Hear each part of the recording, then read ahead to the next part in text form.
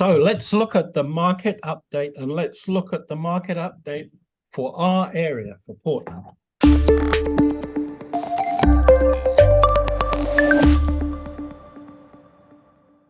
All right. So, hey, everybody. Welcome to the weekly Hatch Homes market update. You've likely seen a lot of the headlines lately talking about all the national market action that's been going on, and that's national. So we thought it might be a good idea to start looking more local here in the Portland market.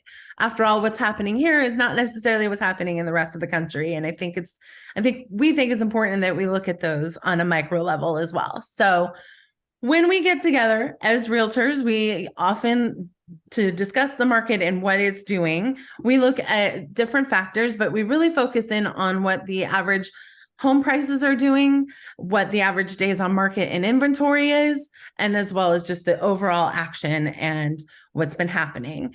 And we're taking this data this month or this week rather, from the Altos report. John, what's Altos again? So Altos is the name of a company. They analyze every single transaction in North America.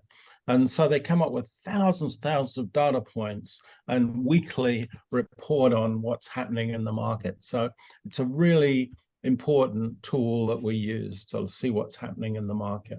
Not just nationally, but locally, we can go right down to a zip code. Yeah, so let's take a look at these graphs here. For median list price, as of November 4th, we're actually sitting at just under $580,000. And that's lower than its peak back in July of 2022. But we'll show you later in this video. There's actually a lot of seasonality to that. And obviously interest rates have played a part in that. Yeah. But prices have been fairly sticky. And yeah. So yeah, just leveling under 500. Off. What's that? It looks like they're leveling off, right? Yeah. And it's important to mention that from this same time last year, we're up 8% in the median list price as well. 8%? Yeah. Wow. So year over year. Yeah. So just another important data point to show people how important it is to buy when they can buy, because a year later, that's quite an increase. Mm-hmm. One thing to notice is that this is the Portland, city of Portland. Mm-hmm. There are still other areas, other zip codes where they're a little different from this. So we need to look at your particular area to get them. Yeah, absolutely. This report is great because we can even plug in zip codes and we can talk about that with you for your zip code. Cool. Yeah. With the average days on market, we're also seeing a pretty strong trend upwards. So from, the 40-ish days on market in July, 47 days on market to 73 days on market. And again, as Johnny said, part of that is seasonality. We're heading into the winter months, and so things tend to sit a little longer. But it's actually really nice for buyers because what it means is that you have more time. The likelihood of some property being swooped up in the first few days really does depend, again, on the exact neighborhood that you're looking in. That does still happen. But average, the likelihood of that happening is less. And so you can view a home multiple times. You can think about the offer and how you want to structure it. And that trend will increase again because the seasonality as we go into the winter months.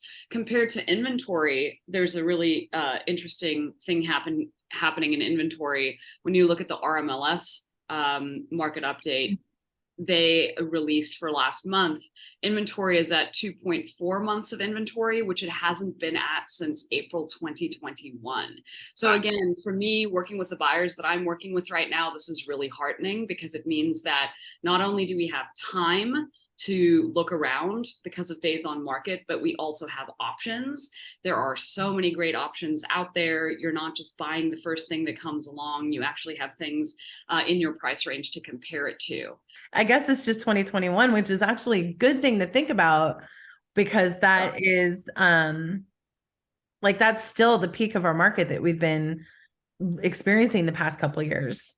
Yeah, Johnny, that's interesting. What was happening in April 2021 is probably like we were all in the pandemic and then people decided to like put their houses on the market all at the same time, I Yeah, guess. that is so interesting. It's such a frenzy. It was such a frenzy then. Yeah. And that's what's so interesting about seeing these peaks and valleys in inventory and like noticing that is on trend.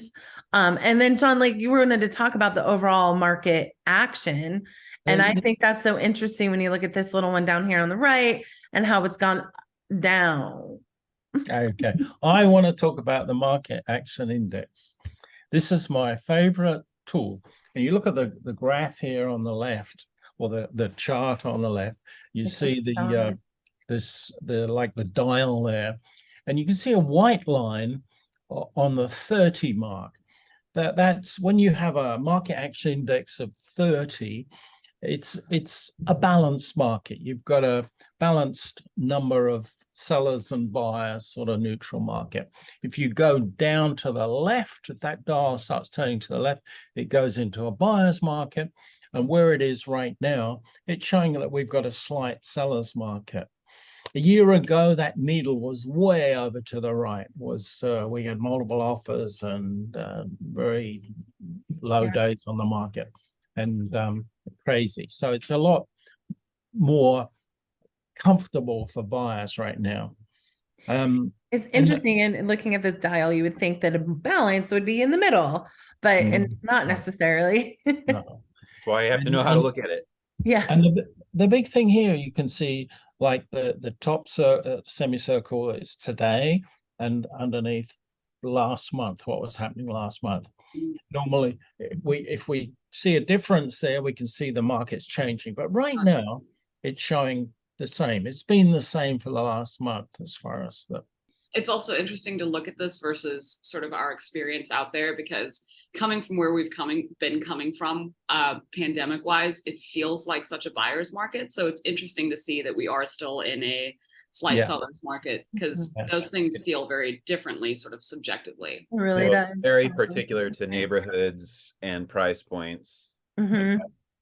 All around. Yeah, and just talk about that action, like looking at this from this graph here starts in November 2019, and then of course we have these huge peaks in the like spring and summer, and then we're on trend. And I think that that's kind of what is important. Like we've shown you that, overall we are on, on trend with the seasonality of things. And it's just a little bit extra right now because of different factors with the economy, with the interest rates and the elections. Like it feels a lot different than it did before. And that's okay, because I feel pretty confident with it anyway, because we're still on trend. And remember, there's always going to be people that need to move and buy and sell their home. And we are here to be your trusted guide, to guide you through that process.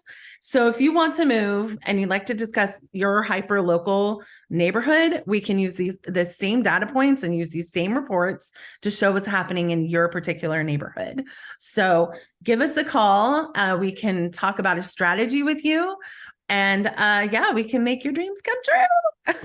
Like and subscribe. Yeah, don't forget to like and subscribe. And we definitely want to hear from you. With your friends on Thanksgiving.